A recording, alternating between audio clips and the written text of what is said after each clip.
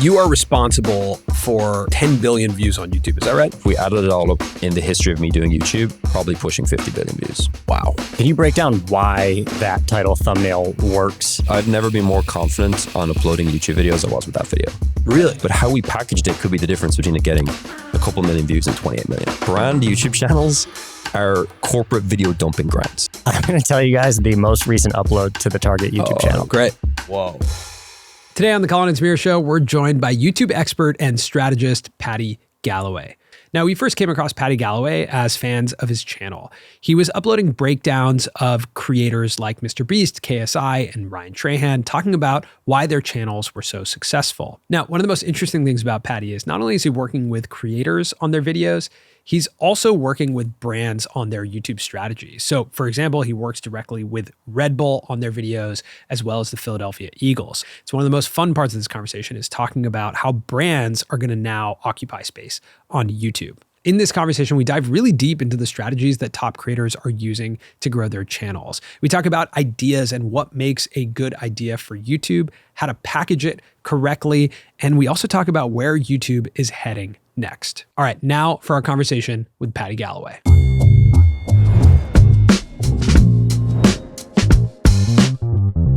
All right, Paddy Galloway, welcome to the show. Thank you so much. It's been a long time coming and I'm excited to be here. You refer to yourself as a view maxer, is that right? Yeah. View maximizer or something? View maximizer, we get views. That's our kind of catchphrase for everything I do. I think in this industry, it's important to know what you're good at. And there's so many different things I could describe myself as, but when I really trace back what I do with the people we work with and what I've spent the bulk of my life doing, it's getting more views for YouTube videos. So yeah, the view maximizer, I'll take it. You've also been doing this for a while. You were a creator yourself on your own channel. That's how we got connected. Yeah, that's how we met. Yeah, we exchanged DMs so long ago. Yeah, this is going to sound crazy, and this is a beautiful thing to think about how long YouTube has been around. But I believe I posted my first video in 2006 on the first channel I ever built, and that's nearly 20 years ago. So it's kind of crazy to think that YouTube's been around for that long. And I know you guys as well started in the same way, so long ago. We've all been on the platform for over a decade, obsessing over it. So yeah, it's a beautiful thing. And we're actually this is 20 years of YouTube now. Yeah. So it's super interesting that we're at this 20-year mark. And I think it's an interesting place to start about the evolution of YouTube. When we first uploaded our videos onto the platform to what it is today, I think there was this assumption when we first started our channel that maybe this could be the modern version of television. But for that to play out, it actually took a really long time to get there. But where do you think YouTube is today? I'm going to sound like a kind of very bullish person on YouTube, as I'm sure we all are here at this table, but I really think for the longest time, the mainstream sort of looked at YouTube as this kind of place for internet clips and now there's vloggers running around doing pranks and now there's this thing and now there's Mr. Beast doing all these big stunts. But the more you kind of look at the play YouTube is making and you even listen to what Neil Mohan, the CEO, is saying, YouTube is the biggest streaming platform in the world. So YouTube is TV. Nowadays, the production level people are putting into their YouTube videos at the highest level, it's almost like movie-esque. So YouTube is kind of Hollywood. And even the stat that surprised me was that YouTube is now the platform with the highest podcast viewership. More people watch podcasts on YouTube in the US than any other platform, which also means YouTube is kind of the new radio. So I am very bullish on YouTube just being this kind of major winner in the whole future of entertainment. And I think that's the exciting thing about being still so early in it, in my opinion. You didn't even mention music. Yeah. YouTube Music is a massive platform. So yeah, I think you're right that it is this one-stop shop for entertainment that does make it harder to compete, right? Like when you're living in a world now where, a massive podcast gets uploaded on the same day as thousands and thousands of other videos. I think there's a stat that we saw that only 12% of YouTube videos crack 1,000 views. That doesn't surprise me, but that's crazy to think. It's crazy to think about that. And so I think it's a good place to start of in today's world, what can break through? Yeah, that's a great question. I think to me, we just look at where YouTube has come from a few, even 5-10 years ago. I think it was still so focused on individual personalities that maybe they were just early to do YouTube and they were doing it at a decent level and they built an audience through that. And lots of them were really talented. Like I'm thinking of a Casey Neistat. But in more recent years, I think it has become more of a strategy space. Like you have to really dig into like the strategic sides of YouTube. It's not enough to just be like funny and interesting on camera. That goes a long way. But nowadays you look at the top creators and they're actually like, they're entrepreneurs, they're data analysts, they're managers of teams, they're leaders all together. And I think when we think about how competitive it is right now, that is true. Like there's probably never been a point in history of YouTube where there's more good videos being uploaded every week. But the eyeballs is also bigger. There is a bigger total audience. And I think the YouTube algorithm as well has got so good at allowing the cream to rise to the top and become such a meritocracy versus maybe how it was 5-10 years ago, that I see this all the day in the work that I do. These smaller creators, when they start to focus on the right things and put attention on the kind of new things, the new rules that are working on YouTube, they can see crazy results very quickly. So I think it's more competitive than it's ever been, but it's also, if you can deliver a really interesting title, thumbnail, and video, the kind of multiplier effect of YouTube's algorithm and how far that can reach, even as a small channel, has never been greater. So it's kind of like a balancing act where competition is higher, but also I think the algorithm is so much more sophisticated and there's a total market that's bigger, that when you hit it right, it's pretty frightening how quickly you can grow a channel. What does it take to hit it right? Like when you say hit it right and you're working with creators or you're working with brands, what has to come together so that you've hit it right, you've maxed all your views? What's happening? Totally. So I think the interesting thing, and I've said this before, but I think because YouTube is a video platform, people do look at it and say, well, it's all about the video. It's all about the content. It's all about, the cameras and the production. And I know this is not a talking point that's particularly new, but YouTube is not a video platform. It's a click and watch platform. It's a platform that people have to decide what to view. Even when you compare it to other video platforms like TikTok feeds you content based on your algorithm, based on your watch history, and they're really good at it. But YouTube Longform, at least, is still a decision platform. So to me, like the first step is always just like really nailing down what ideas we're going to make for a channel. So when I think about these smaller channels that are growing really quickly, it's usually that they have actually invested more time into ideation. And just before we went live, we were even talking about some examples, but like I recently had a channel in our accelerator program who was doing 2,000 or 3,000 views a video. His name is Ian Lore Astro. He's an astrophotography channel. And he was making content and there was nothing terribly wrong with how he was making the videos. Like the videos were pretty good, but they were doing 2,000 or 3,000 views a video. And I'd love to take a lot of credit for it, but the reality of it is we were just like, hey, like spend more time on ideation, study what's working in other niches, try to build a video that we define as having a CCN fit, which is it hits the core audience, it hits the casual audience, and it hits the new audience all at the same time, which sounds easy, but it's actually quite hard because sometimes what's really interesting to a new audience alienates a core audience. And sometimes what's really interesting to a core audience is just narrowing the total potential market the video can hit. So he just used some of these frameworks around ideation and just spent more time on his packaging. He changed it from maybe being a situation where he was spending 5% of time on idea, title, thumbnail to maybe spending 30% of time on idea, title, thumbnail. And he made a video that got 1 million views and did, I think, 270 times his average viewership. What was that video? That video was photographing, I think it was photographing the Milky Way in 1 hour or in 10 minutes, 1 hour and 24 hours, something like that. Mm-hmm. I'm sure we can show it on screen, but it was, just a video just with astrophotography at different time levels. Yeah. And it was built on a format that had worked for other people, like 5-minute haircut versus 50-minute haircut or, whatnot. So it was really interesting to see just how big of a multiplier YouTube can be. Can you break down why that title thumbnail works as opposed to like, I photographed the Milky Way? Yeah. Right. Like instead of in 10 minutes, an hour and 24 hours or whatever it was. I think because immediately that poses like an interesting question of like, what do the different levels of time investment look like for this thing? There's also like a clear comparison. And like, I think just naturally viewers are interested in comparisons, like whether it be a body transformation, whether it be like a $1 jet versus like $100 billion jet or whatever. I think viewers are just fascinated by comparisons and seeing how different things take different amounts of time or investment. So I think that it built on a format, and also that format makes for a really interesting thumbnail because you can show the different levels of effort and how that photo ends up coming out. So I think it just takes it from being like, realistically, this is the beautiful thing, is there's not that much difference between that video and a video where you just say like taking a photo of the Milky Way or whatever. Yeah.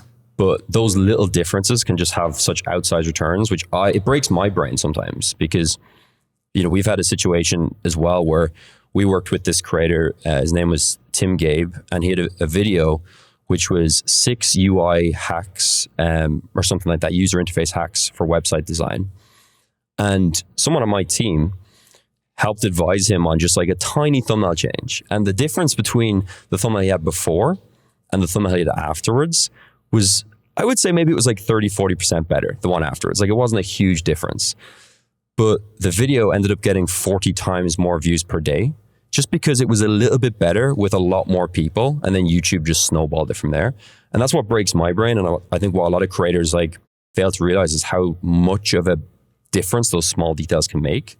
So often, like, I think people are looking for this complete like tear down and like everything's wrong. We need to build it up again with this new strategy. Sometimes it is about just like realizing where you need to invest more time and focus and just improving those little details. Do you remember what was 30 or 40% better about it? We made it clearer. We can actually give you the title thumbnail so you can show it on screen for the viewers, but it was just a simple thing. It just made it a little bit clearer. It was easier to look at. We removed some of like the excess busyness, just made this really clear thumbnail. I think we put like a little cursor on screen. So like you're clicking onto for the UI elements. And if you just look at them side by side, it's like a little bit better, but yeah, 40 times more views per day after that thumbnail change. It is interesting how exponential it is. And just back to what you said about like YouTube being a click and watch platform. I think that's a really important note. So we built a program called the YouTube Growth Playbook, and it's centered around what we consider the 3 rules of YouTube. So I'm going to pitch them to you and see how you feel about them. The first is obvious. It's if they don't click, they don't watch. And it's something that Jimmy said to us on our show that ever since he said that, I'm like, that is such an obvious statement, but it is it is the first rule of YouTube, plain and simple. The second is once you've earned someone's click, the second rule is respect their time, which means like now that they're inside of the video, you have to really respect the fact that they gave you that time and essentially introduce, if the thumbnail is a question, you now have to introduce a new question that allows them to stay until the end, right? There has to be a reason for them to invest that time and get value back. And the third rule is a question, which is, do you want more stuff like this? So basically every video that you upload has to answer the question of, if I asked you, if you liked one of my videos, then I have to ask you, well, do you want more stuff like that? My next video is like that too, to basically allow you to jump, right? So like you talk about that space photographer of going from, that format. I'd have to imagine he repeated that format. Yeah. Oh, right. Yeah. In his next videos. Yeah. And it's not necessarily just repetitive of like, hey, just make the same video over and over again. It's actually empathetic towards the audience's experience. The majority of our viewership comes from browse and suggested.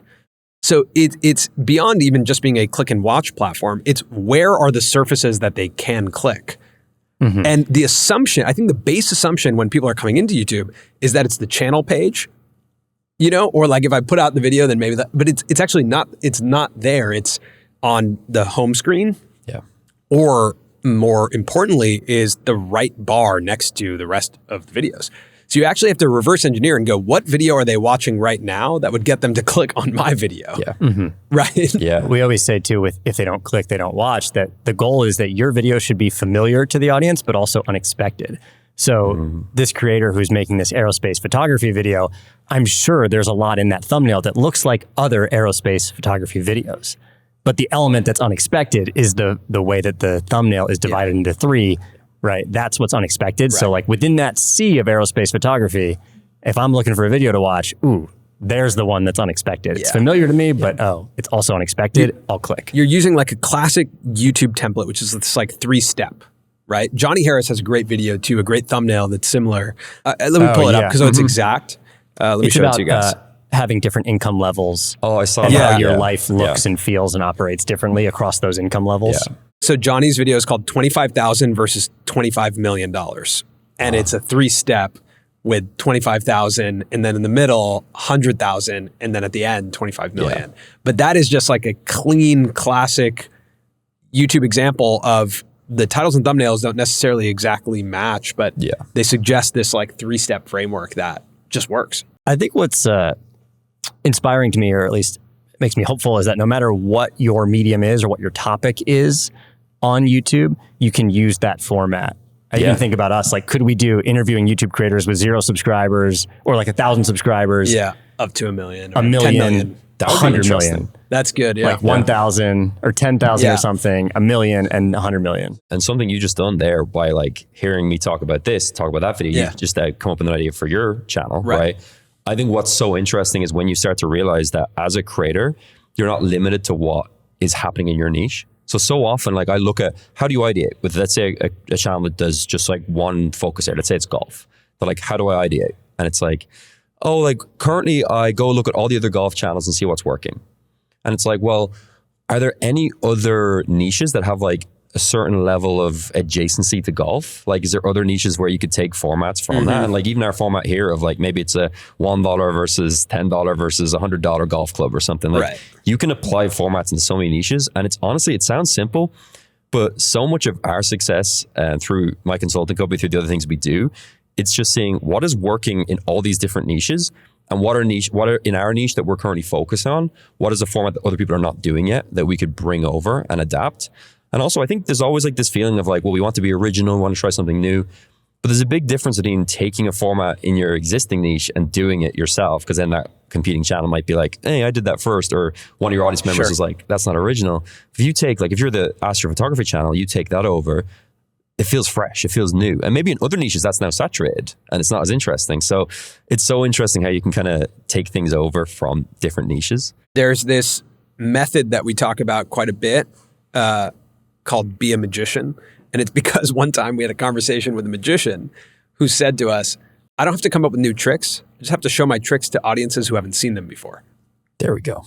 And it like kind of blew me away, because I was like, that's true. Like the space audience may have never seen that format before. Or before the recording, we were talking about permaculture, which is a massive genre on YouTube that I did not even know about. And you have a student from your accelerator who had a video with 15 million views by using essentially a versus framework, right? Or a before and after framework. Yeah. Can you talk about that video? Yeah, I mean, that's one of the craziest things I've ever seen. So I think it was in cohort 2 of our accelerator program, which was close on 2 years ago. This channel, Andrew Millison is the name of the channel. And he was just in the cohort and, you know, he was pretty active, but like we didn't directly like tell him which video to make or anything. Like this was on his own accord. So I'm not trying to take any credit for this because this is him and his work. But I think he just realized from being around these other creators and hearing me talk about how we do YouTube at the highest level, he was like, wow, like I could probably package these videos to be bigger, broader. And yeah, he made this video about how the UN is holding back the Sahara Desert. And I think earlier I mentioned that idea of the core casual new audience. If you think about the core of like permaculture, horticulture, it's pretty small on YouTube.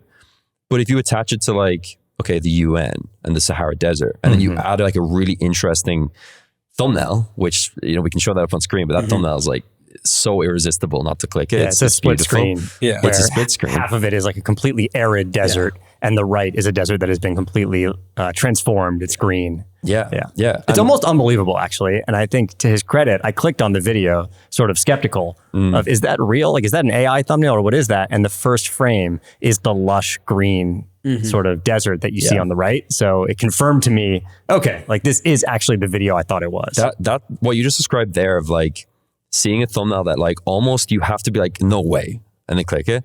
That's what I'm always trying to create. Like I want something that feels like maybe somewhat exaggerated and like so like, wow, that looks impossible, that you click the video, but then we deliver on it in some fashion. So that you just feel like, actually, I made the right decision by clicking this video.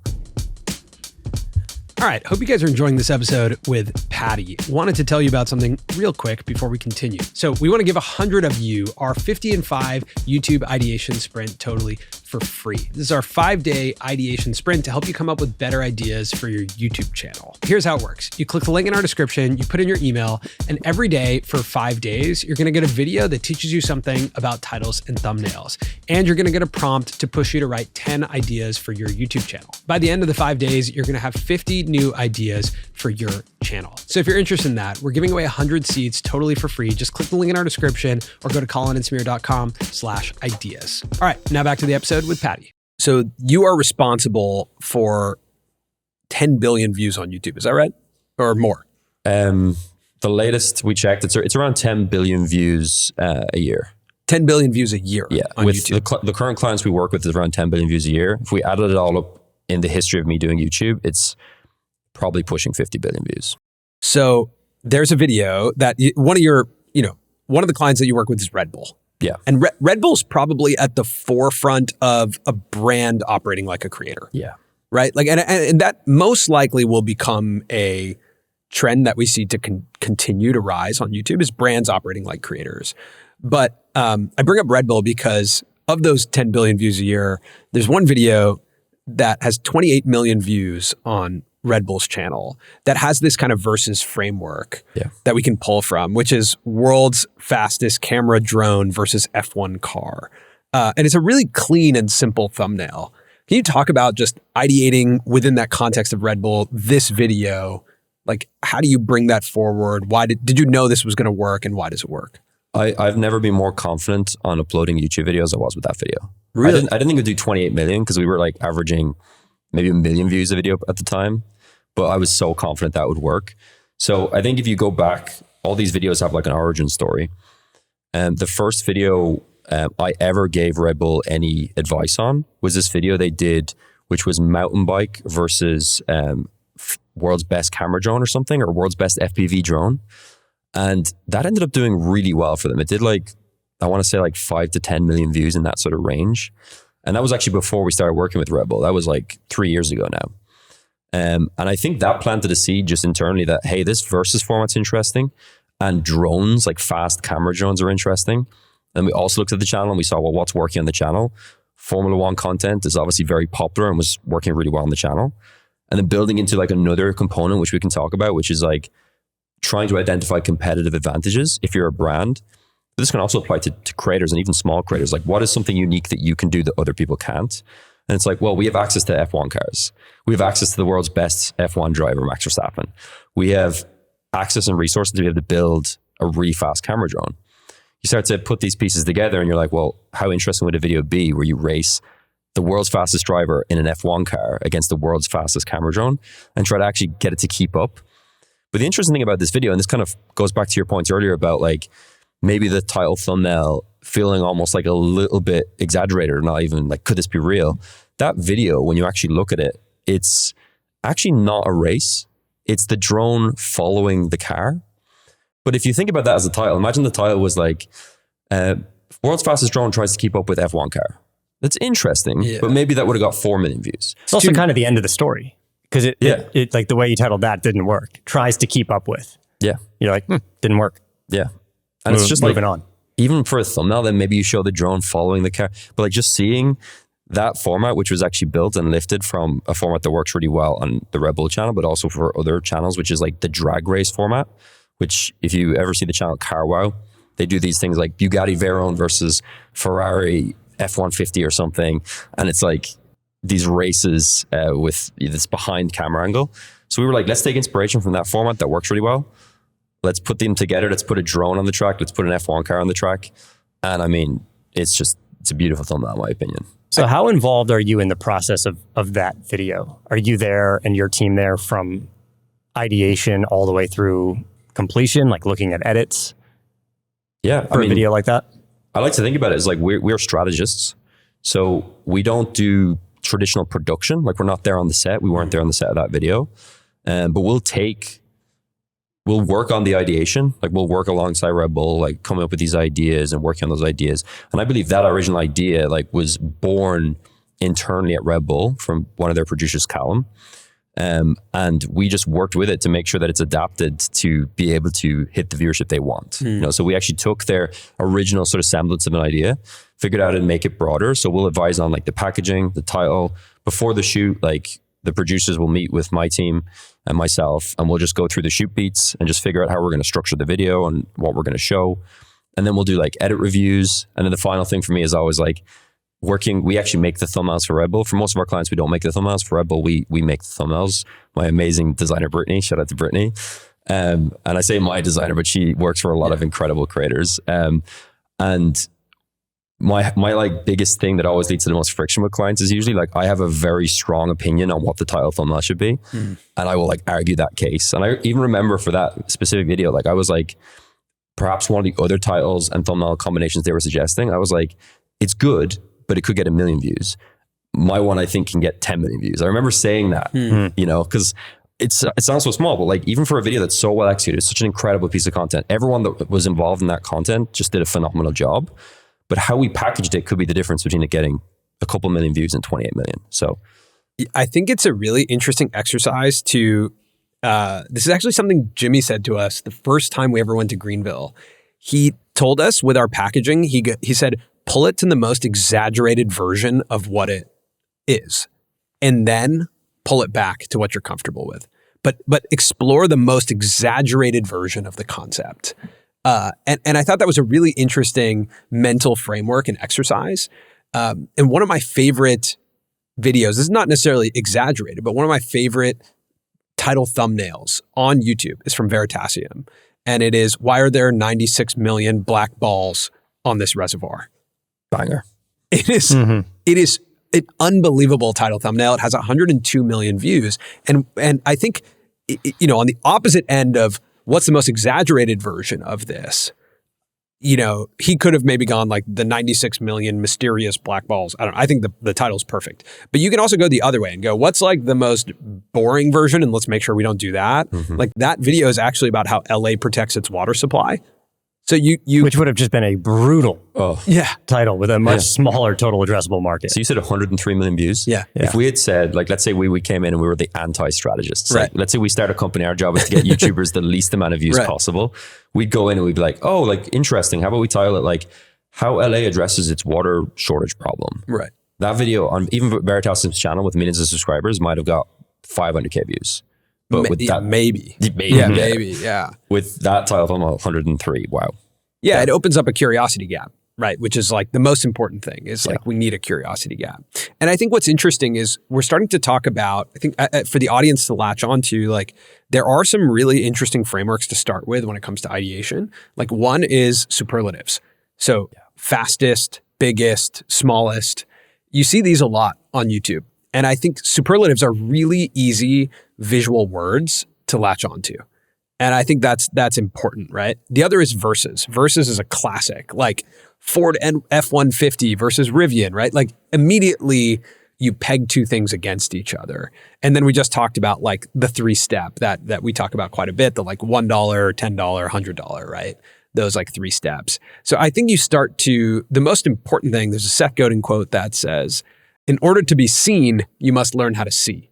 And I think spending time on YouTube, just clocking what is the framework, like what are they using in this framework to capture my attention is the most important, and just writing it down.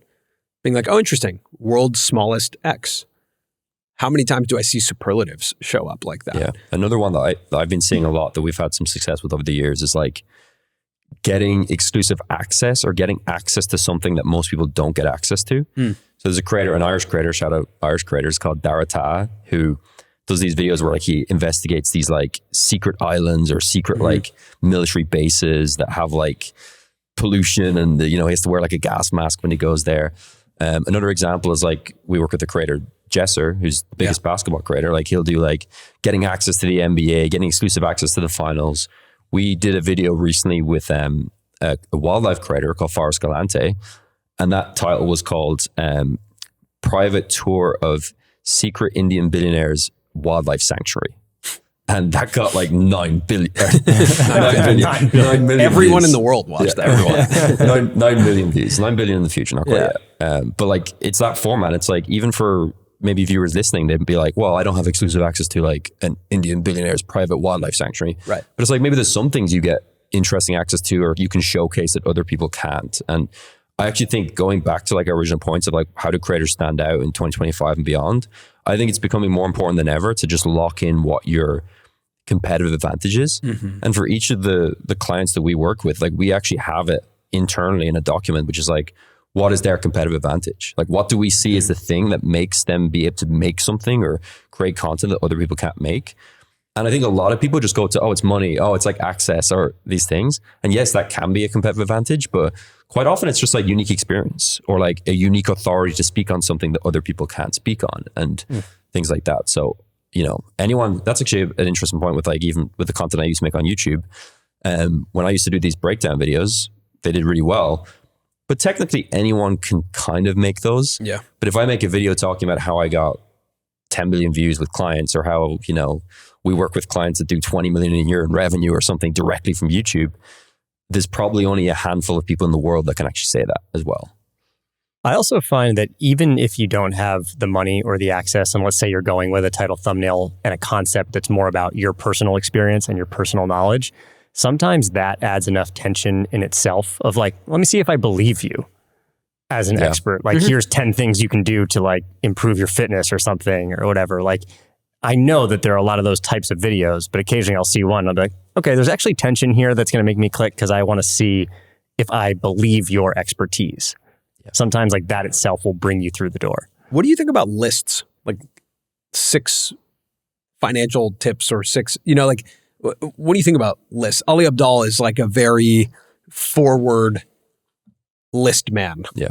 Ali, if you're listening, hopefully you like that I called you a list man. But he refers to himself as a forward-thinking list man. So he said to us, he was like, a YouTube video is a title, thumbnail, and a list. And I thought that was a really interesting perspective. What do you think about like titles with like a title framework with a list in it? I think if the items you're like showcasing feel unique and interesting for your niche. So if you're, let's say, in the finance niche and you made a video which is like 7 money tips, you know, to grow your wealth. It's kind of a bit generic and broad, and probably lots of people covered it before. But if you say like 7 underrated saving tips, or 7 money tips the top 1% are using that you don't know. So like, I think there's nothing wrong. I think the actual format of list and listicles is really effective, and it's very easy to consume as well. But I think if it's a low number, so like between like 3 things and like 10 or 12 things, I want there to be a really unique thing. If it's a really big number, sometimes that can be just like a bit more generic because you're just getting so much in one video. So you see these videos which are like 40 pieces of life advice I learned before turning 40 or something. Interesting. You see these like real quick fire like life advice type videos. So I mean, even I always think about listicles as well. If your listicle is like under 10, I think you can start to see it as less of just a listicle, but more of like a puzzle. So I actually used to look at my YouTube videos like that. I would say, I'm posing a question, how did this creator grow this fast? And my listicle is basically every video followed like the 3 steps. The people used to like joke about it. They're like, Paddy's 4-step formula, Paddy's genius strategy. And basically every video would follow a listicle format, but it was like a puzzle list. So you'd piece pieces of the puzzle together to give the full picture. So I would say, how did this creator grow? Let's say, how did Mr. Beast grow? And then I'd be like, all right, here are the different components that led to his growth. And in the structure of my video, I would connect those points together. So I'm like, the first thing he did was this, but without this other thing that we're going to talk about next, it wouldn't have made sense. So next we have this, and then we have this, and then we have this. And we're piecing together the full picture for viewers instead of it being like, how did Mr. Beast grow? Random tip, random tip, random tip. Because that's like a bit chaotic and hard to follow. So it's like building a story into a listicle I really like. But yeah, it's definitely a format that works. I also think you can define who the list is for. I love this channel, Speed, right now. And he'll make a video like 7 cars for cool nerds. Right. And that's where like the tension and the interestingness comes from, or like 7 cars for cool nerds under 25 grand or something like that. So we're talking a lot about, you know, frameworks, pulling from what works on YouTube. And I think the challenge is nothing exists in a vacuum. So you do want to fit into the world of YouTube. You want to be familiar. You want to be unexpected. You want to make sure it's unique to you. But once you find something, it is pretty common that your category will just adopt your visual language. I think your thumbnails are a great example. I think our thumbnails are a great example. We are hard pressed to go on YouTube and see an interview that doesn't look kind of like our thumbnails. And especially in our niche, they look exactly like our thumbnails. They might have a slight change in, color on the box that goes over the text, but we screenshot a lot of thumbnails that look exactly like our thumbnails, and we recognize that it might be hard for our audience to even identify when it's a Colin and Samir thumbnail now, because we're not in the thumbnails. It's guest plus, quote, or guest plus name. So what do you think in the direction of, how do you advise channels to evolve from that when you've found a format that works, you've built a brand off of it, but now you're living in a sea of sameness? Yeah, that's a great question. It's a big decision, because what I think sometimes happens is you have come up with a format that's really successful and that works really well. Other people are copying it, and then almost like you get bullied out of the market by thinking you have to change. Yeah. Which is so funny, but I've talked to creators before, and I'm like, why did you change this thumbnail format? It was working so well. And they're like, everyone else in my niche started copying me. And it's like, but it never stopped working. So like you just kind of let like someone who had 10% market share bully you out of the niche, which I usually strive more towards just doubling down further. Like I didn't care how many people, like so many people took my thumbnail format. The graph. It was crazy. Yeah. And also I'm sure like if I trace back, there was some source, some place where I originally had that idea from. Like it wasn't a completely original thought as well, but it was my style. A lot of people copied it, but there was times where I got triggered. Like I'd see like, especially when there was one example where someone did the graph, their scripting was like identical to my scripting. And they even used like the same background music and the same like bridging sentences, like, but next up, like they said it the exact same way as me. I was like, this is ridiculous. But I think generally I advise people, unless the format is not working, don't stop. So like if you're sort of thinking like, hey, our format has not stopped working, just because other people are doing it, I wouldn't stop because of that. But I do think it's sometimes about like, what are little things we can bring into the thumbnail that identify it as ours? I think people's mind immediately goes to like, oh, a little logo in the bottom left. Sure. I don't love that. Yeah. Like, can sunrise work? I don't love it. My mind always goes there. Yeah. And my mind is always like, please take it off. And he always says, absolutely not. Yeah. Yeah. So I don't love that, because for everyone who hasn't seen you, which as big as you guys are, it's still like a huge audience that's never seen you before. Yeah. They're going to kind of go like, oh, that's kind of ugly. Not that your logo's ugly, but they're going to like, that kind of breaks up the image, and I don't know what that is. And it kind of just adds busyness that I don't like. So I always think of like thumbnail brand as more like, could be color of text. I've seen a lot of people like copy your sort of yellow color, but it could be color of text. It could be font. It could be just like, sometimes I think about even the t-shirt or color that the guest is wearing. Like it's difficult to control, but maybe in the thumbnail edit, you can control it. But overall, I think it's just about trying to drown out that noise. It's hard as a creative to drown out the noise. Yeah. It's like the creator brain is actually look at what's working and repeat what's working. The creative is, how can I be unique? And sometimes those are at odds with each other. Yeah. Right. And it is the creative dies inside when you're no longer unique, when you live in a sea of sameness. But the creator, you're right. If it's working, you're just like, oh, okay, just keep doing that thing. I think I took this from you guys. You said this on a podcast maybe years ago, and it really resonated with me, where you said there's like artists and distributors. Yeah, there's a spectrum of artists and distributors. I can't tell you how much I think of that in my head and try to and place where different people are on that frame. So maybe someone like Casey is really far on the artist side. Yeah. Maybe someone like Jimmy is more on the distributor side, And it's interesting to think where we fall. Like I know that I fall probably further on the distributor side. There's part of me that has that creative inclination and wants to like always like be original and be fresh and come with completely new things. But there's another part of me which is like, hey, like if we want to build something sustainable and build a business, it's like, if you're a band and you have a record that sells really well in a certain genre, and then you say, I want to be different and switch the genre altogether, you could be Kanye and it could work, or you could be all the other artists that like fail. Wild artist call out. From Paddy. I guess if you're Kanye, it works until it doesn't work. Yeah, not the best time. but actually, Frank Ocean is a really interesting example there too of like, so for people who don't know the spectrum that we're talking about, Colin and I talk about this spectrum of artist to distributor. The distributor is like the studio movie executive who's like, we got to make another Spider-Man because Spider-Man puts butts in seats. So keep making another Spider-Man. The artist is like, I'm going to make whatever I want. I don't care if people see it. And I think creators have to live like probably 75% towards distributor. Yeah. Right. Like, and I think I live somewhere in the middle which is challenging. Like the more you push over towards the artistic side, you might even have someone like an Emma Chamberlain who just like doesn't want to do it anymore. Yeah. You know, just like, I don't want to play this game anymore. So it's an interesting middle ground between like strategy and creativity. You know what's something I find really helpful with this is, and it actually goes back to a point you brought up earlier in this conversation as well, about like building almost like a bingeable format. So they watch one and they can watch another. Right.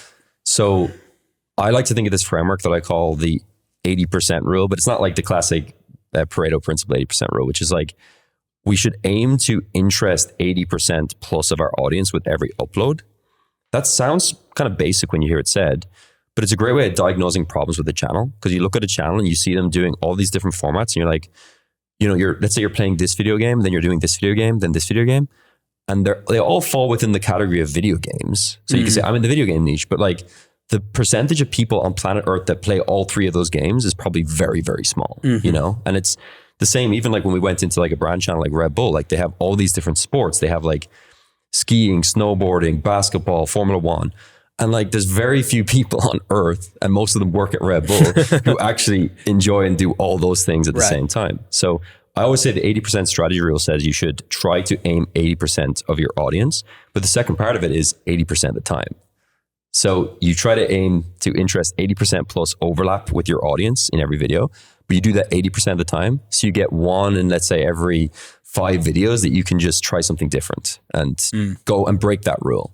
And I think that's where you kind of innovate. Because if you there are channels that just focus down on like milking a certain format so much that then when that format dries up, they don't really have a bridge to cross to go to another place. I will say, from a strategy perspective, I'm always more in favor of milking something than under milking something. It's like someone's like, what if I milk this too much? It's like, well, what if you don't milk it too much and everyone else copies it and you've just wasted all these, you know, views? The view maxer is not going to tell you to stop. No, that's for sure. No. There's a term in American football, which is run it till they stop you, which literally means run the play until they can, like, run the ball until they stop it.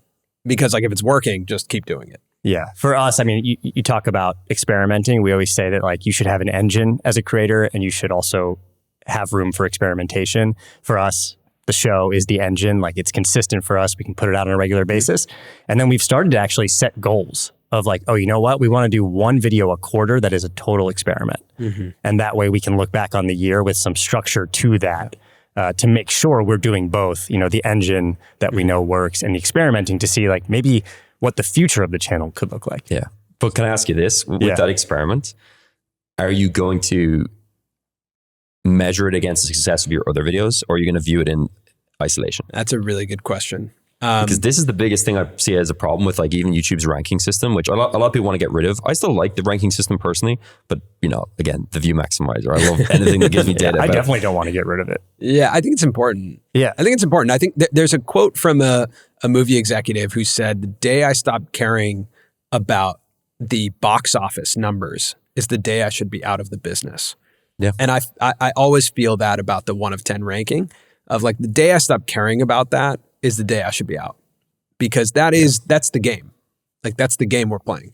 And if you don't care about that game, then you're not in it. Yeah. You know, and you might have fallen out of love with it.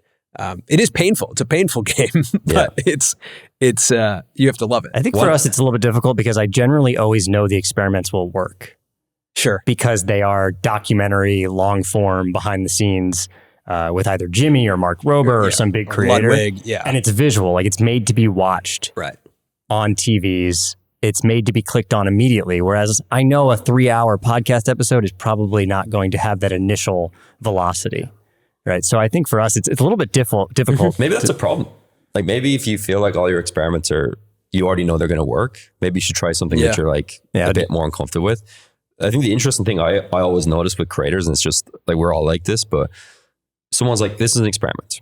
It's an experiment. It's something new. We don't know how it's going to do, you know? And then they upload the video and it's an 8 out of 10 and they're like, disaster, change thumbnail, change style. What's happening? This is my channel is declining. Everything's gone down the drain. It's a rig. YouTube is rigged. It's a rig game. You know? And it's like, guys, like we said this was going to be an experiment. Like I have to deal with that. Part of my job is working with creators who are emotional people. I'm an emotional person as well, but like, it's like calming them down and being like, we knew this was going to underperform, you know, which I know is not the most reassuring thing to say, but like, a thing, like a little hack that creators can do is before they upload a video, just get a Google Sheet, get a Notes app, and just give a prediction for where you think it's going to come out of 10. I call it like an expected outcome. Like, where do we think this video is going to fall? You have to like use a bit of your gut, bit of like, maybe previous data of how videos have performed before, but just give yourself an expected outcome. So when you upload the video, if you have in your note or your sheet that it's going to be probably around an 8 out of 10 and it's an 8 out of 10, it's performing as expected. It's not underperforming. But it's like, imagine a business launches a new product line, which is the equivalent of a YouTube video experiment, and compares it against their flagship product. They'd be like, this is performing terribly. Why did we ever do this? This is disastrous. But if they compare it to like a new product or how that product performed when it first came out, they might be like, actually, there's something here. If it's a 5 out of 10, it's a big hit. Yeah. You know? Right. We have to look on such long time windows, but we're not able to. Yeah. Right. Because like if that's an investment. A new format is an investment in the future. So I think we also have started to value anecdotal feedback, which is really intangible. But like, who reached out after we made that video? Who was in our inbox? Who DM'd us? Who, when we're out at an event, what episodes are they talking about? Right? Like last year we made an episode about Hot Ones and about like them going up for sale and kind of some of our predictions and our thoughts on it. It's not our biggest video ever, but it was the most talked about of the year. And it created the most conversation. And that's a metric that we really value. So of course there's the classic metrics that go alongside those rules that we just talked about, where it's like, okay, did people click? That's, click-through rate. Did I have a high click-through rate? Did people watch till the end? AVD. Did people watch another video? Right? Is there a returning viewer rate that we can connect to here? Those we're obviously tracking, but then there's the anecdotal brand feedback that I think some creators forget about. Like, we're building brands, and that metric comes from how the industry perceives you, or how your peers perceive you, or how the world perceives you. And I think brand perception is something that is incredibly important when you're building a media platform, or like a personal brand, or when you're now talking about blue chip, major legacy brands like Red Bull. Views might not be just the only thing that matter there. It's going to also be like the perception of the Red Bull brand, right? And those are sometimes can be at odds with each other. Yeah, like maybe me as the view maximizer for that 28 million view video. I'm like, look at this, look at the view count, look at the ranking, look at the lead it has over the 2 out of 10. Look at the retention curve for 28 million views to still hold this well. That's amazing. But the executive at Red Bull might be like, look at the top comment. It says, wow, only Red Bull would pull off something this great. Because that's all the comments are like that. So sometimes the screenshots of the comments in that video is a great case study of why brands should be doing YouTube, because it's just like people, they don't just see that as Max Verstappen, drone, Formula 1 car. They see it as Red Bull. They're like, Red Bull did this for us. They brought this for us. And that's so much more valuable than 28 million ad impressions. Like, that is people living with your brand and living with your content. So yeah, I think what you've described is really important, but the difficult thing is I think it's so hard for people to measure. Yeah. So you're saying like you go up to people, like people that come to you at events, stuff like that. It's just hard to measure. It's just like a feeling. Yeah. It's very hard to measure. There's no like corporate KPI against it. It's just like a feeling. Yeah, you have to be careful to let that sway you too much, depending on what the feedback is. You could also just have a dude who's like, I loved that video. I mean, when we were first starting on YouTube, anyone who told us they loved that one video, we're like, let's make another one of those videos right now. Like that dude at the coffee shop said he liked it. When I used to work with the quite large Minecraft channel, we had a Discord server with maybe like 200,000 or 300,000 like fans in this Discord server. And we had an individual channel, which was like contribute with video ideas. So imagine all these like people watching this Minecraft content, like your audience contributing with video ideas, and there would be like 50 or 60 a day. So like those build up, you're getting hundreds of video ideas per week. I don't believe we ever made one from that list of people. And that wasn't to dismiss our audience's feedback, but it was nearly always do this again, or like, it was never actually like the signal. But one thing that's interesting on this, and maybe if there's like a YouTube employee watching, I've said this to you before, but like I would love this feature. We know that on YouTube, it's about clicks and it's about watches, but it's also about satisfaction. It's also about how satisfied you're making the viewers. And still today, I just feel like it's very difficult to measure that. You can look at like to dislike ratio, you can look at comment sentiments, but imagine we had a situation where like YouTube gave us like a satisfaction score for a video. That might be a really interesting way of measuring. I know with Twitter, how I measure satisfaction on Twitter, it's maybe not perfect, but I look at the bookmarks. Yeah. Because I was like, how many people were like, I want to bookmark this? I've had tweets that have done 500,000 views that have 100 bookmarks. I have tweets that did 100,000 views that have 3,000 bookmarks, So I like to look at like, how many people are bookmarking on Twitter, but the YouTube equivalent of that is quite difficult. You could look at shares, you could look at likes. I just wish there was something in studio. Maybe it's impossible because they measure against so many variables, but I wish there was something that showed your video got a 78% satisfaction score or something. That would be amazing. So if we talk about like the evolution of YouTube and the evolution of media, you just mentioned like that video from Red Bull, the comments are all about like this gift that Red Bull gave to the audience, right? And that essentially making the equivalent of a TV show. Like the Red Bull channel is like Red Bull TV, right? And I don't think I anticipated that when we first started YouTube. I kind of anticipated that maybe the individual could become the modern media platform. And that has played out, right? Like individuals are more trusted from a media perspective than major corporations, the NBCs of the world, the CNNs, like they're not as trusted as the individuals who put out content on YouTube. But brands stepping in and becoming their own media platforms is interesting. And it's still not fully all the way there. We're at like very early stages with Red Bull probably leading the pack. I mean, this conversation is so incredibly niche. Yeah. When you think about it, like some of the tips that we're throwing around, some of the verbiage that we're throwing around, like you'd be hard pressed to find people from a marketing department at a brand who truly like understand and what we're talking about, and why they would need this. But I do truly believe that like 5-10 years from now, they will be extremely well-versed or they will have someone who is well-versed. Like, is Nike going to make their own show on YouTube? Is McDonald's going to have their own version of a show? What does the future of brands look like? And I'm curious if you could speak to right now how you think creators and brands differ on YouTube, and just your perspective, because you have a front row seat to how brands are treating YouTube. Like, if we play this out, like, what are they the next like big studios? I mean, that's really interesting. I think creators and brands, like the biggest difference is most creators, not all creators, but most creators, when you really dig deep, they just want to grow their audience. Not always, but like, especially if they're coming to someone like me to work, it's usually because they want to grow their viewership. Because if we grow their viewership, and like we have a great stat that we quote internally, but first 12 months of working with a channel, long-form viewership growth is around 350 to 400% year over year. So the 12 months before we took over, the 12 months after, it's around 350 to 400%. And especially with big established channels, that's like a pretty big difference. For creators, great. That's what we want. Give us views. View maximizer, like grant us more views, right? The brands, it's like, we want views, we want to grow on views, but also we want to like be in front of the right viewers. We don't want to just get views for the sake of it. We also don't want to do anything that puts our brand at danger or in a bad light, And those are things that like a traditional YouTube coded brain like mine, maybe I first go into a situation like Red Bull and I'm like, oh, like let's race an F1 car versus like Neymar, or let's like do all these like huge ambitious ideas. And some of it is like, that would get views, but that's not what we care about. We don't care about views alone. Like we care about the connection. They want to grow the viewership, but they look at it as like, how can a lot of people see our brand in connection with, aligned with good content, and just feel like this brand brought this situation to us? So I think the biggest difference is they just optimize for more things, which actually makes it sometimes a bit more difficult. And that's what I learned from first working with, like, Red Bull was the first brand we work with. We work with the Philadelphia Eagles now, the football team, the Super Bowl champions.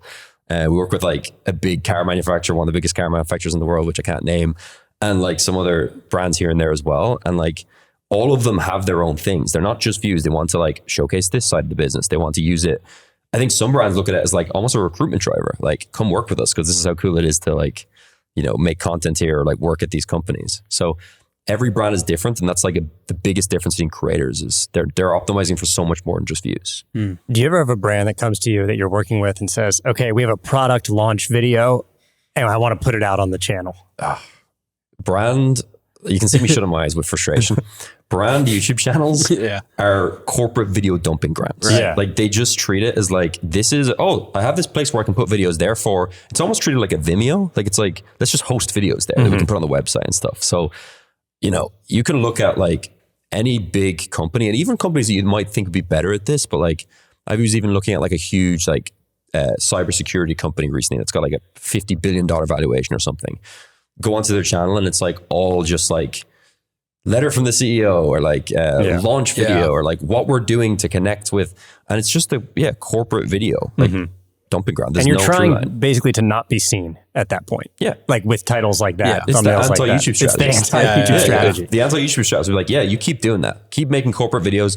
Just don't even think about title thumbnail. Just put like video one. Like, which actually might perform better, honestly. If you just go to like video1.mov. It's mysterious. Honestly, a blank screen with video one would do better the way it is true. So many brands do that, where you'll even go to their Instagram or their TikTok and it's really well programmed, it's well funded, they've thought it out, and then you go to their YouTube channel and it's like tumbleweeds. It's just like this weird remnants of corporate videos. You know what it is, in my opinion?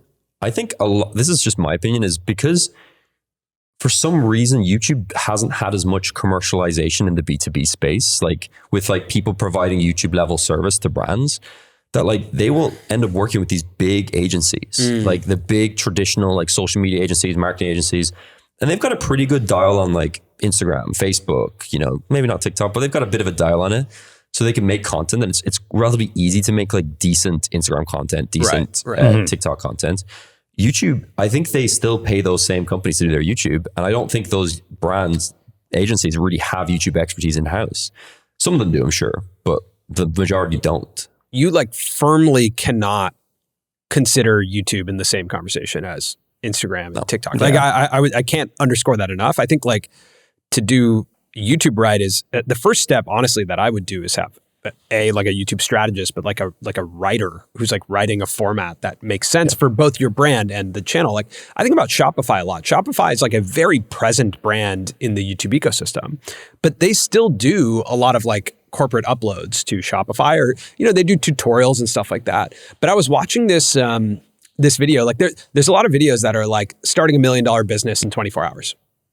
Right? Like that could be a format that Shopify produces on their channel, right? And like that could be a show that's just repeating. I mean, like a ton of people would watch that. There's a creator, I think, called Starter Story. You ever seen that creator? Yeah, I've seen that. Yeah. And he does like how this guy like started a business in his living room, how this guy makes $3 million a year from faceless YouTube channels, right? These different things. I think you're so right. Shopify could be making every one of those videos. They have like the database of all these interesting people. Totally. Mm-hmm. They create like a existing, all they need is really like a format, a title, and a thumbnail. And they could be printing views for their I think their about channel. the same thing with car companies. It's amazing. I know you're working with one, but it's amazing to me when I look at the YouTube channel for a major car company and its corporate uploads and releases of certain cars and things, tutorials, because there is such an unbelievable ecosystem of car videos on YouTube that don't rely on like a big name being in the car. Like the car and the journey the car goes on is the star of the title thumbnail.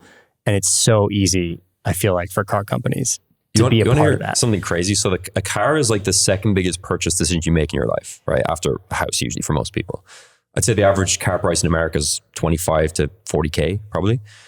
When people are buying a car, there's research that shows that the platform that they go to for research of what to buy is YouTube. Yeah. More than anything else, more than ads, more than like magazines, more than newspapers. So like people are going to YouTube videos to make this purchase decision, which is like 30 grand for a YouTube video. Like we're not just selling fidget spinners.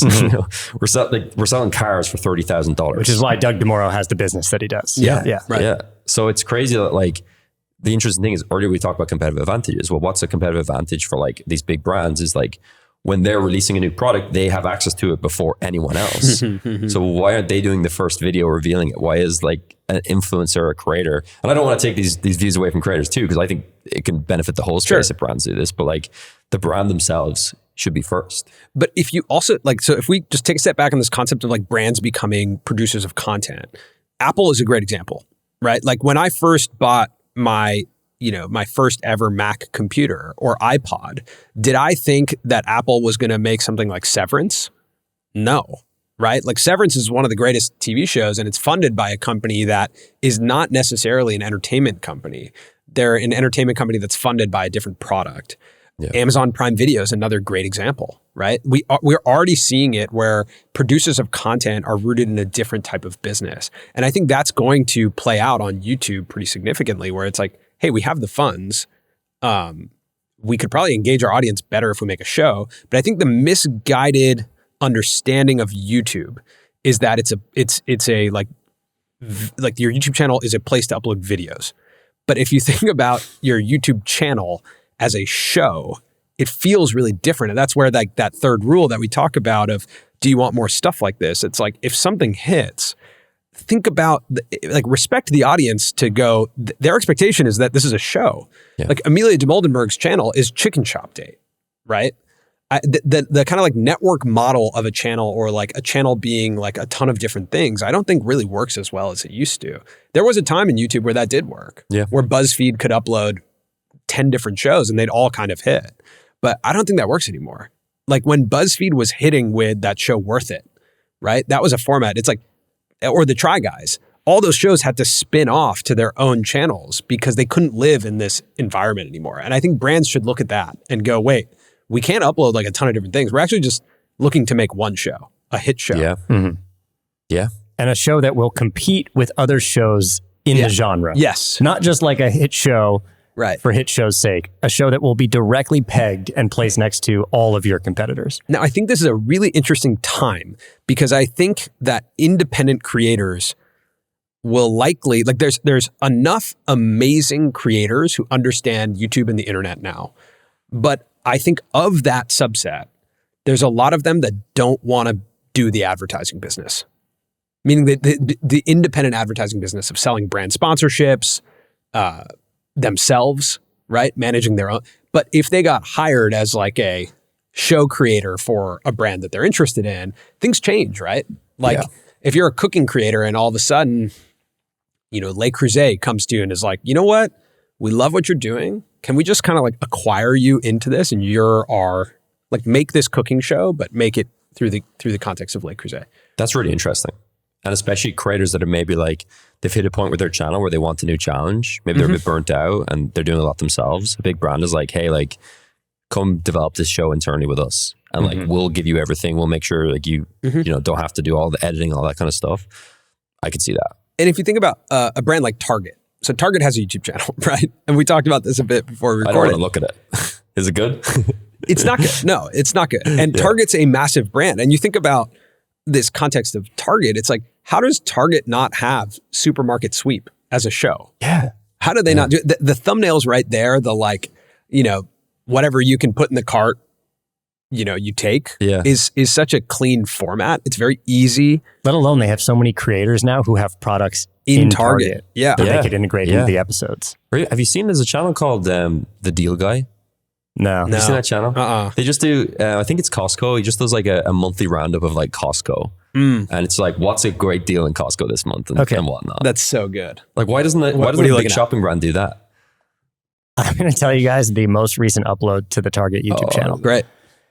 It is titled, the title's too long, so it doesn't fit. So let me open the video. It's titled, Target Accelerators Presents, Retail Fundamentals, Introduction to Mass Retail. 634 views in 9 days. And the thumbnail looks like a Zoom call. Look at that. Whoa.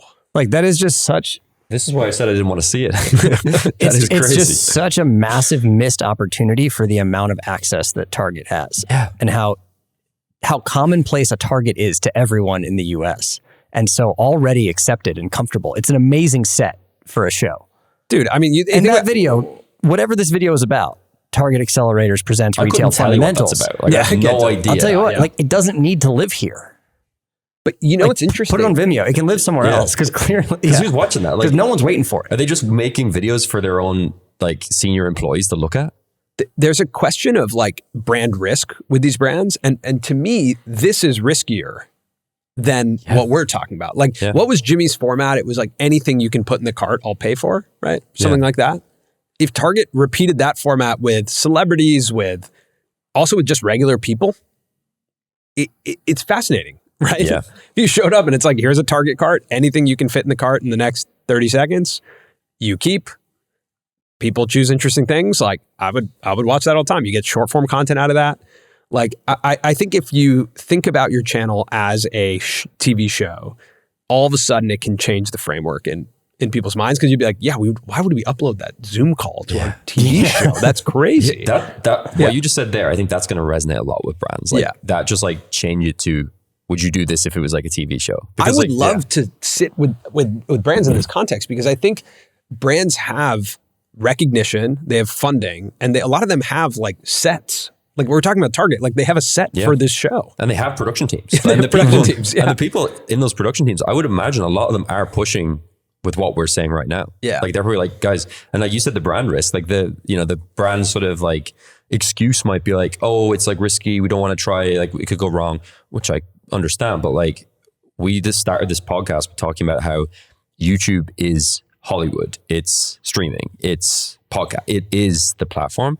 And in 3 or 4 years, I feel like consumers are going to like kind of look at brands and be like, what are they doing on YouTube? And if you look at Target, and I can't even remember the title, it was so long, but like Accelerator, Core, Fundamental, whatever. Like if you look at that, it's embarrassing in my opinion to like represent like such a big, impressive brand with like that content. But I wonder if it'll just naturally again play out with like brands just picking up creators. Yeah. It could happen. Yeah. It could be really, I mean, really if you search Target haul, there are so many videos of like self-care haul at Target in the last year that have 2.8 million views. Right. Upwards of 3 to 4 to 5 million views. But how does it happen that there's not somebody who does a quick audit of like, let's search, or like in your experience, is that what we're seeing there? That's just a deprioritization of YouTube and Target being like, maybe, hey, there's, like you're saying, there's Target hauls all over YouTube. We're already essentially present on YouTube. Why would we have to have our own show? I think it's just maybe not even understanding like the discoverability of YouTube. Like, because if they did that Target haul show, they brought in like some celebrities to do it. Like, I don't think it's outrageous to say they could be reaching 10 million viewers an episode. But the danger is that they might overproduce it.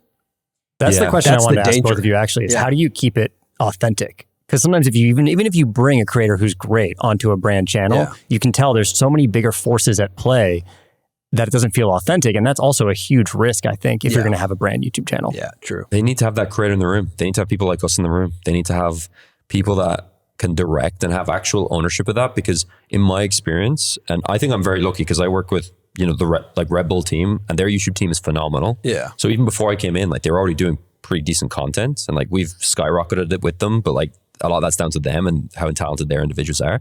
And even higher level in the company, like their higher executives are really open to content. They understand how important content is.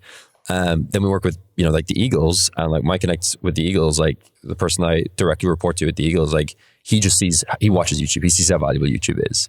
But I think the problem is that, like, to your point, like maybe you could bring in a creator to make this show format, but like if all these maybe senior marketing people who are like really good at their traditional marketing roles, obviously, but if they start to like pull it around and say like, no, that doesn't look polished enough, or we need to do this, it ends up looking too corporate. And a bit of a tangent, but like an example of this is like, you know, the Ronaldo channel? Yeah. When it launched, like I was like, oh, awesome, Ronaldo's doing a channel, like most famous athlete in history, like this is going to be huge.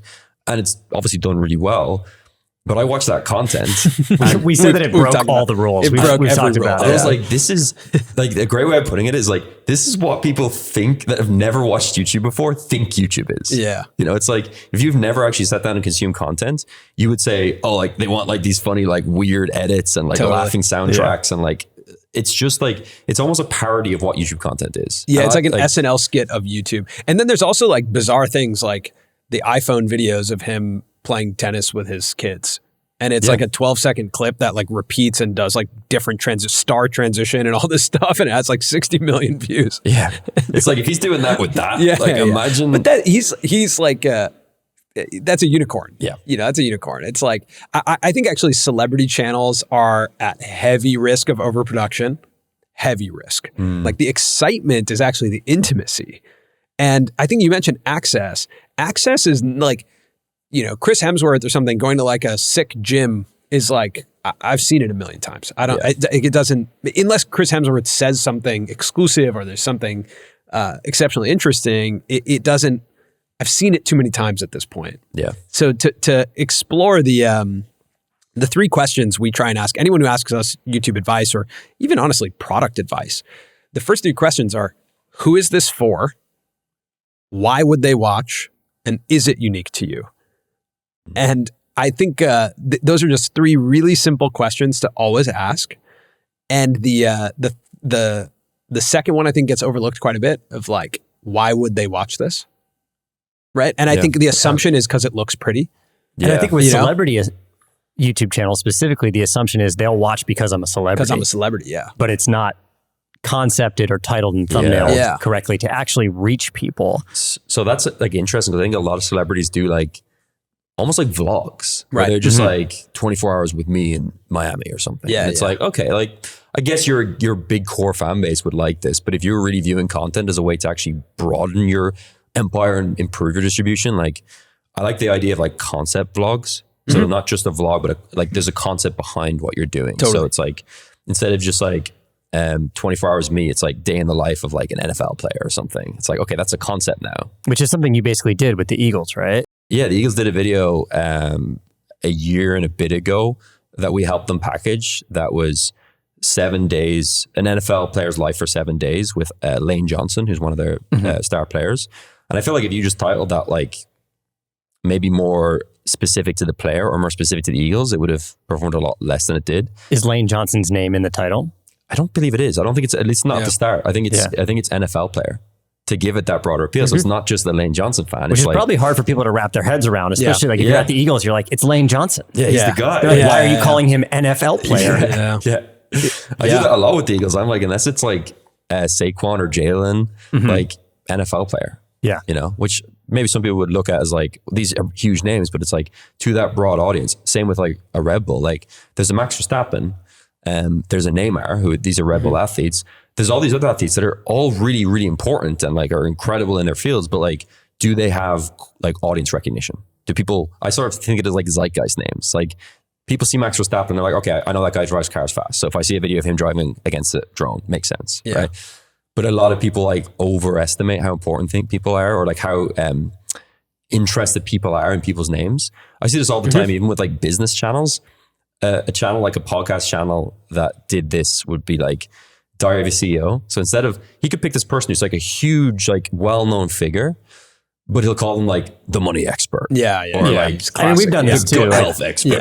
As someone who has a similar type of show, it is weird to look at a guest and be like, do we use their name or do we use a description of who they are? Yeah. You know, specifically with Jacob Collier, who's this Grammy-winning musician, like multi-times winning musician. We had him on the show and we titled it, We Interviewed the Mozart of Gen Z.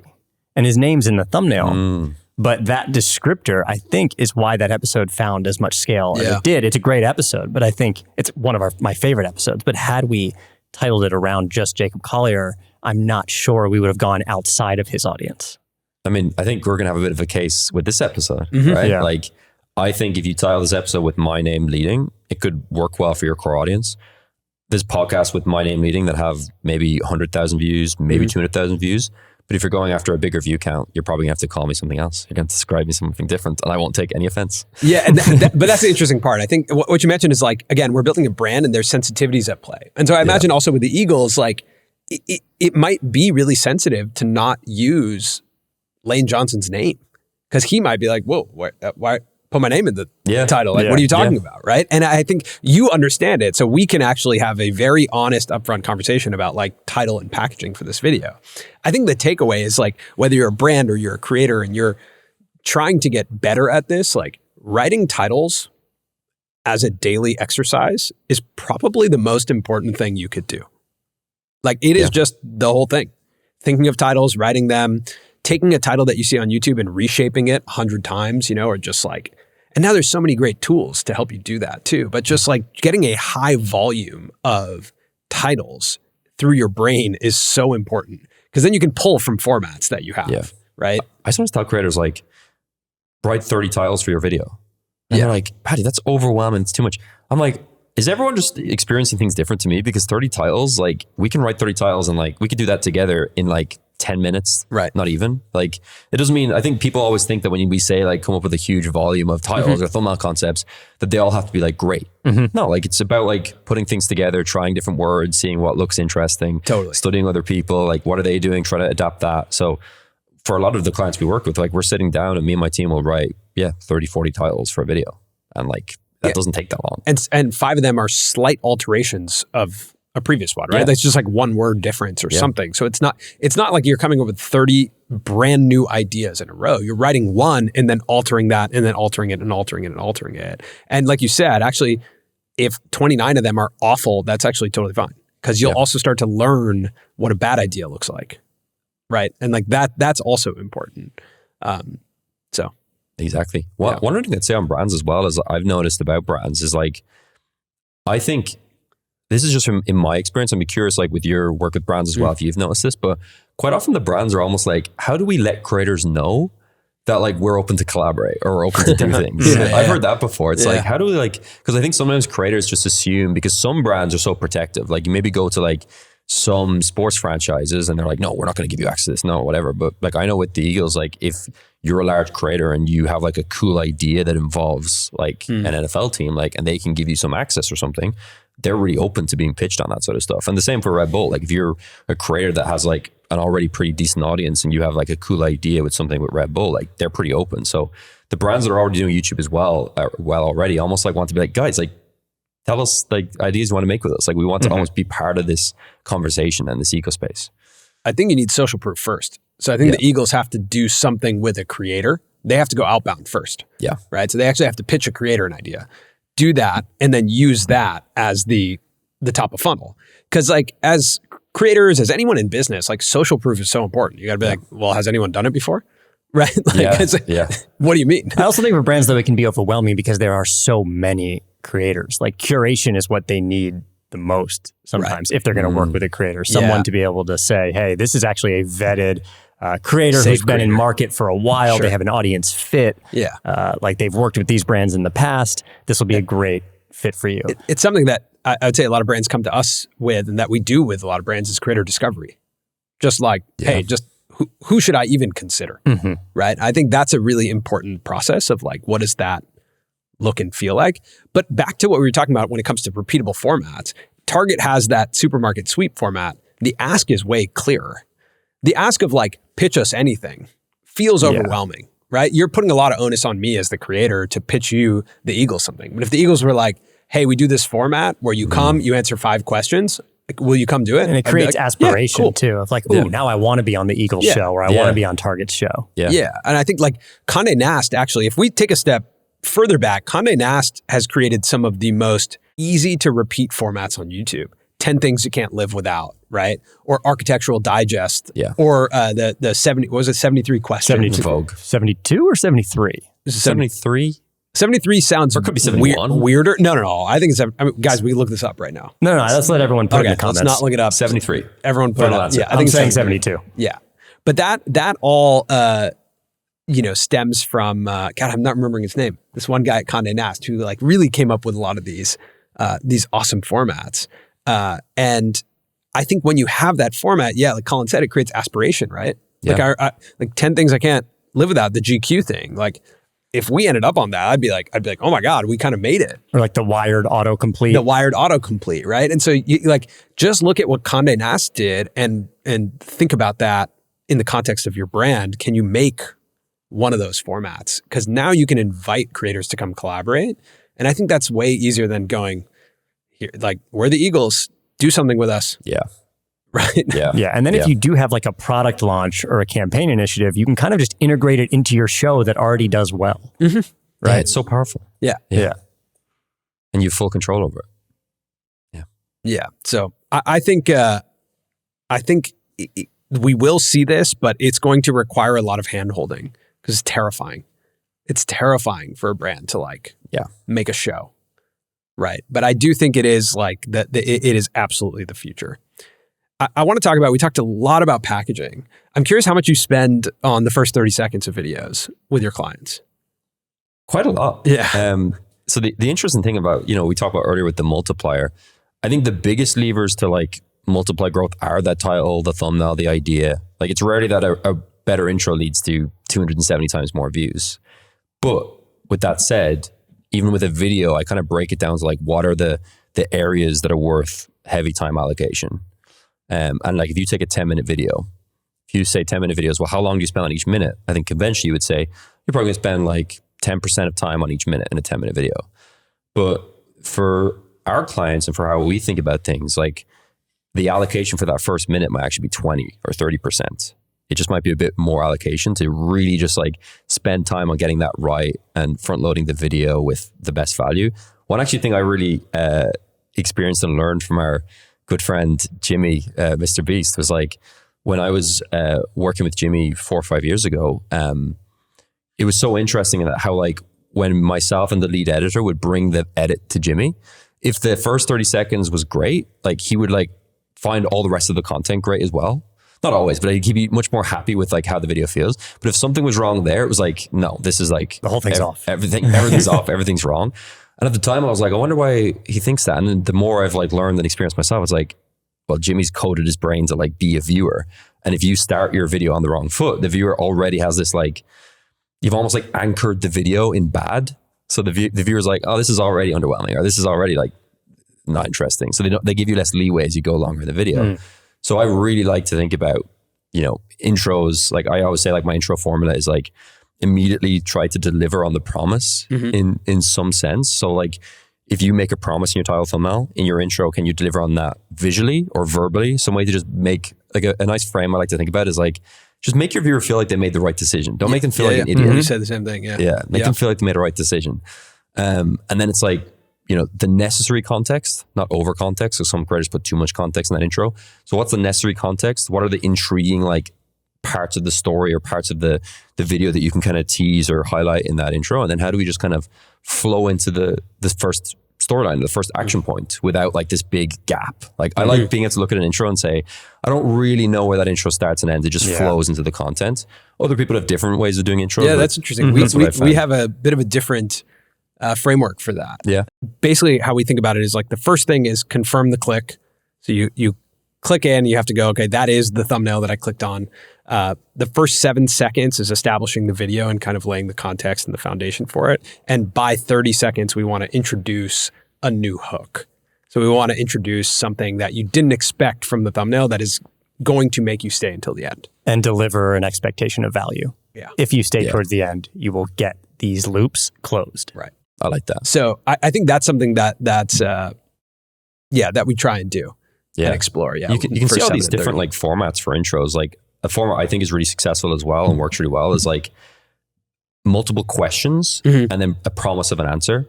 So it could be like, you could make, let's just think of an example. Like you're saying, so a megalodon, which is like a giant prehistoric shark. So you might say like the megalodon was like the fiercest predator in the oceans. It was like 5 times the size of a great white shark. It killed everything it saw in sight.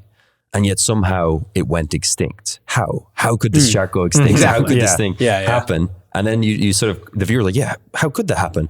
And then you're like, is there a mysterious reason behind the disappearance of the megalodon? And then suddenly you're like, okay, that's intriguing. And then it's like, in this video, we're going to dive into That reminds me so much of watching your old videos. Yeah, totally. Like the way that you talk, the way that you post questions. That's my format, really. It's Which like, begs the question for me, why don't you ever just make a channel that's faceless about something like that has like this massive audience just to see?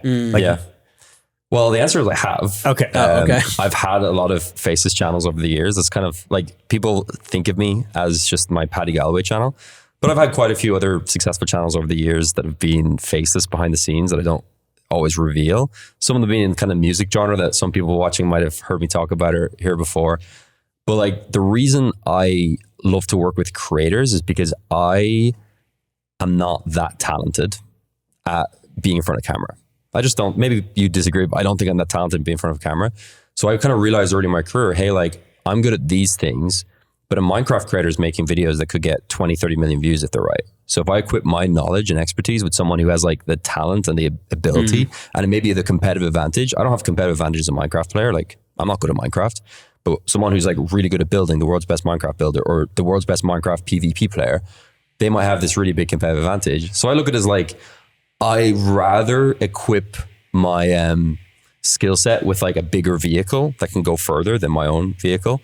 But I will say like, I think a natural evolution as I build out my company and team is I think we're going to invest a bit more into original content. And like, even with the creators we work with now, I'm like thinking, how can we like have more ownership in the content? So it's not just like consultants, but it's partners, growth partners with channels. Oh, that's cool. Yeah. Cool. I like that.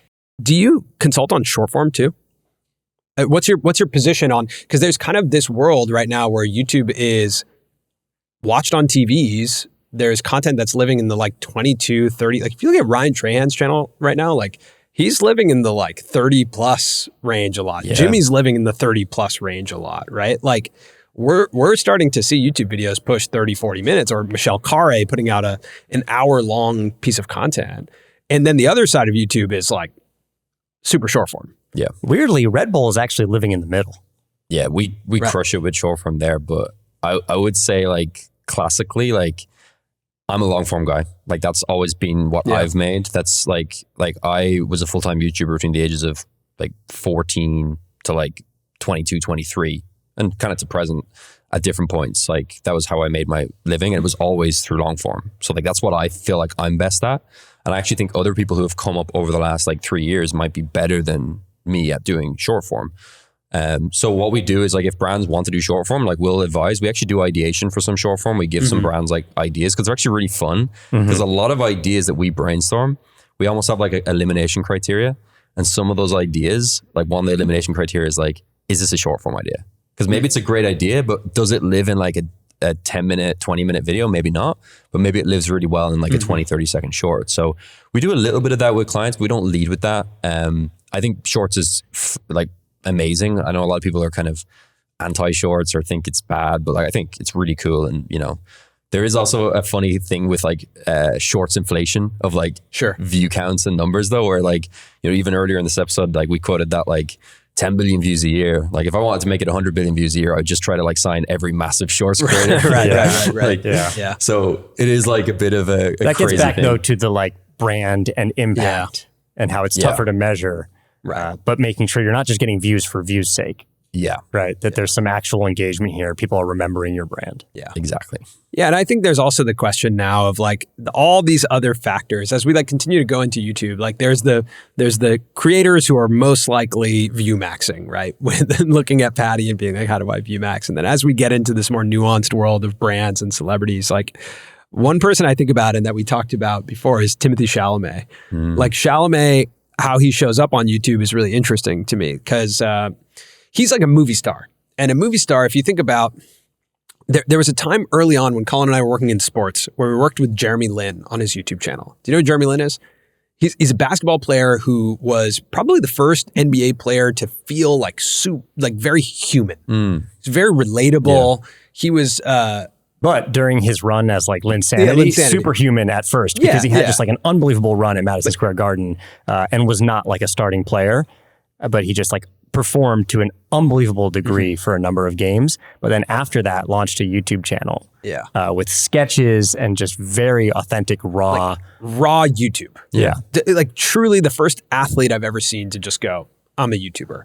And as we were working on that channel and being with him behind the scenes and like exploring what he was doing, I was like, this is so interesting because with athletes specifically, there's this difference of humanizing an athlete and then also making an athlete essentially untouchable, right? So like you go, Michael Jordan in his heyday, that was like superhero, right? Yeah. So you actually don't want a lot of Michael Jordan.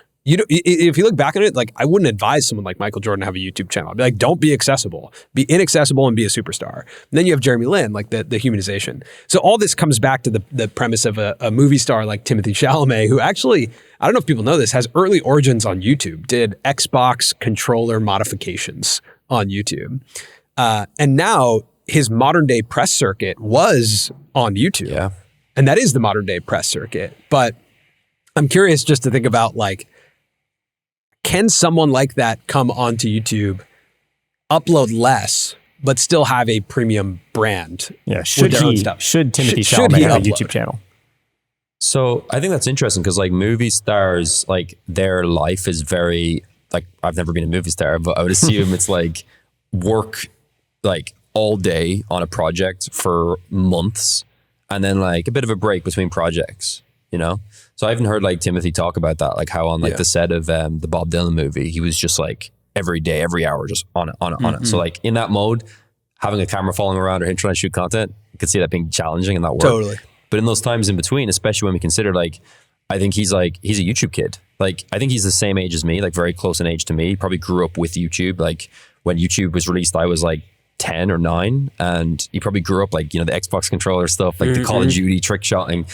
So he probably has a deep passion for YouTube. I think what we would do if us three were advising Timothée Chalamet is say like, okay, like what's really unique and interesting about your life that you can show? Probably a lot. Like, is it like a behind the scenes at the Oscars? Is it like a recap? Like we talk about vlogs like failing a little bit sometimes, but a concept vlog about like getting access, like night at the Oscars could be interesting. Also, like something I see, and it goes back to that NFL player thing, is with a lot of these big people, the interest is people wanting to know what it's like to be that person. So like the reason people like NFL player day in the lives is not always about the NFL player. It's about like, what does like an NFL player live like? Yeah, Especially people that see that as aspirational. Like, I'd love to be an NFL player. Like, how do they live? Like, what's this like?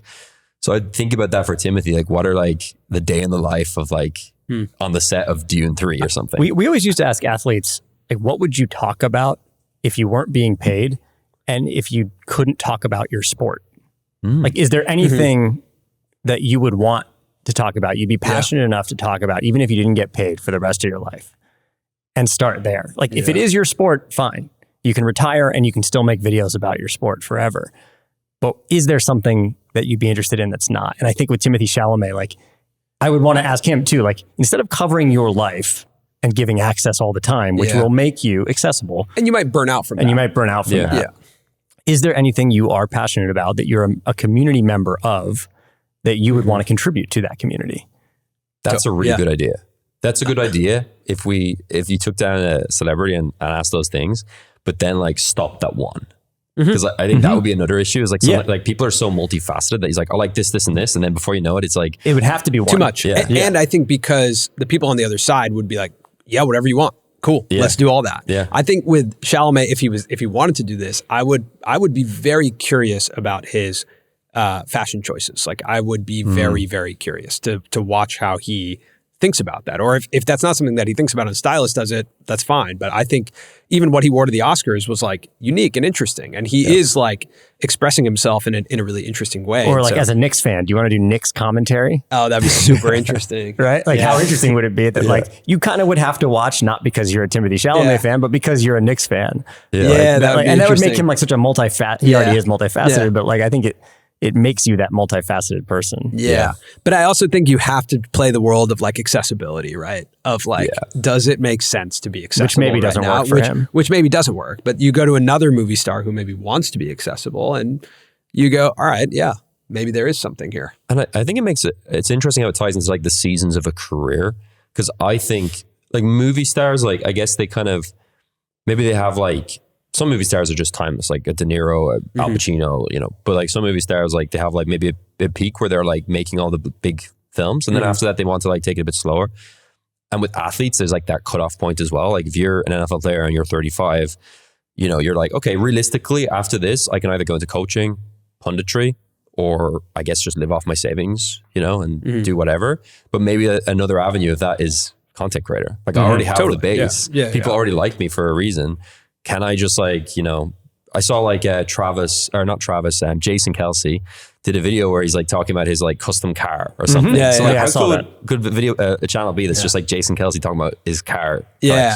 I think what we tried to do with athletes at that time, and what I try and do with everyone who pitches me like a YouTube channel or format, I always say, think about this on a 52-week window.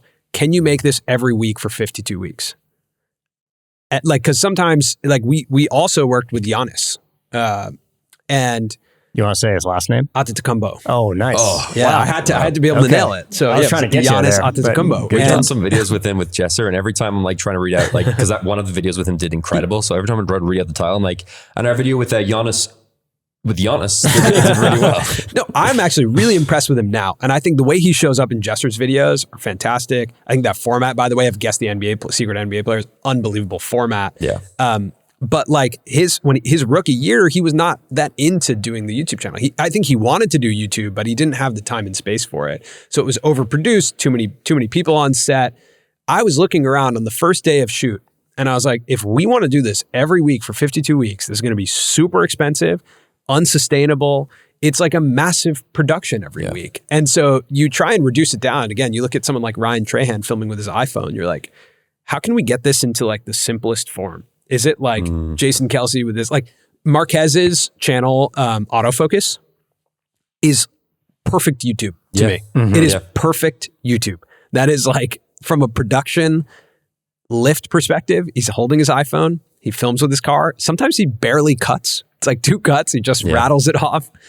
and that's it. And it uploads. And he has like a thumbnail format for it. Like that to me is perfect YouTube. Yeah, I love that channel. Have you seen the new intro format they've been doing where they like start in a bush or something and like creep out of the bush? Yeah.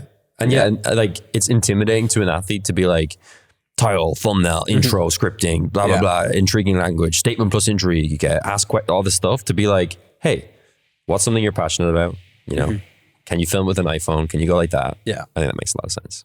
Okay, one more brand channel I want to pitch is like if a airline, like a Delta or something, or maybe like a more international one, partnered with or had a creator like a Drew Binsky and essentially just traveled to the destinations and did like simple formats of like living, if they're a more budget airline, you know, visiting Singapore on $1 or like, you know, what can a dollar get you in Singapore, right? And they like use the airline to fly there. Or if it's a more luxury airline, you do the like, you know, $25,000 hotel room in Dubai, right? For Emirates. Like, I think you can build out the world like that. But I think airlines have really great opportunity to create YouTube shows.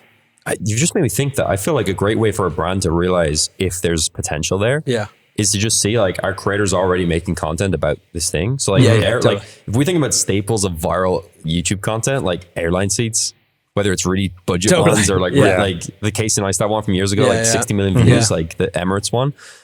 We think about car brands like cars, you know, like I think looking at what's working and just seeing like, what if like, yeah, we can sponsor this, we can like do whatever, but like, what if we own this? I think it's really interesting. I could totally see with airlines. Totally. Yeah. And then they play it on the plane. Well, dude, we got to make this an annual thing, I think. Yeah. I think we got to keep updated because there's so much to talk about and so much to explore, and also to just note like where the industry and where YouTube is. It'd be really fun to make this annual and go like, where are we in 2026? Did more brands join? Is the quote unquote meta different, or are there new metas that have emerged? It's a really fun conversation. Yeah, the YouTube roundtable. I love it. I love it. All right, thanks, Paddy. Thanks, Paddy. You got it. Pleasure.